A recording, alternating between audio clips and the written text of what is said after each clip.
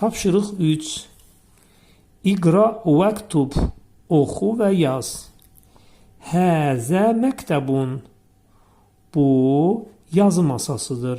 Burada həzə cümlənin mübtədası, məktəbun cümlənin xəbəridir.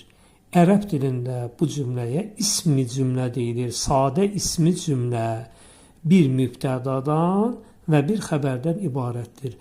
Ərəb dilində adətən çox hallarda mübtəda əvvəldə, xəbər isə qeyri-müəyyənlikdə verilir. Onu da deyim ki, ərəb dilində Azərbaycan dilində fərqli olaraq dir şəkilçisi yoxdur.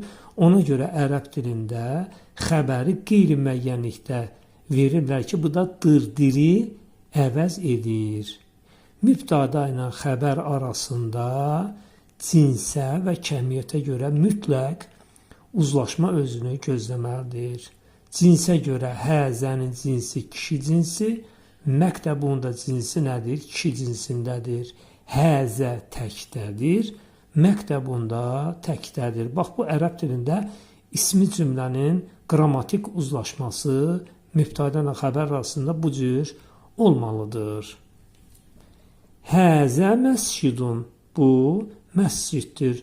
Bu da ismi cümlədir. Cümlənin mübtədası həzə, xəbəri isə məscidundur. Qeyri-müəyyənlikdə verilib isimlə ifadə olunub. Mübtəda isə işarə əvəzi ilə ifadə olunub.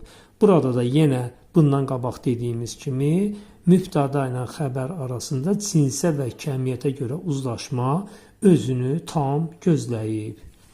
Həzə qələmun. Bu qələmdir.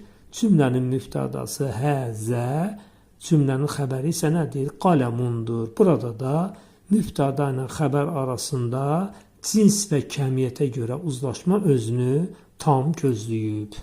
Həzə sərirun. Bu çarpayıdır. Bu da ismi cümlədir. Həzə mübtəda, sərirun xəbərdir.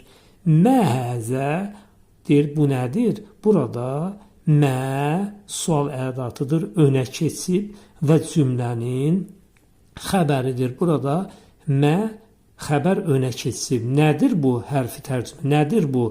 Demək, burada mə xəbərdir, həzə isə mübtədədir. Həzə kursiyyun. Bu stuldur. Əhəzə beytun. Bu evdirmi? Burada mumi sual ədatıdır. Həzə mübtədə, beytun xəbərdir. Lə, xeyr, həzə məscidun. Bu məsciddir. Mə həzə, bu nədir? Həzə miftəhun. Bu açar.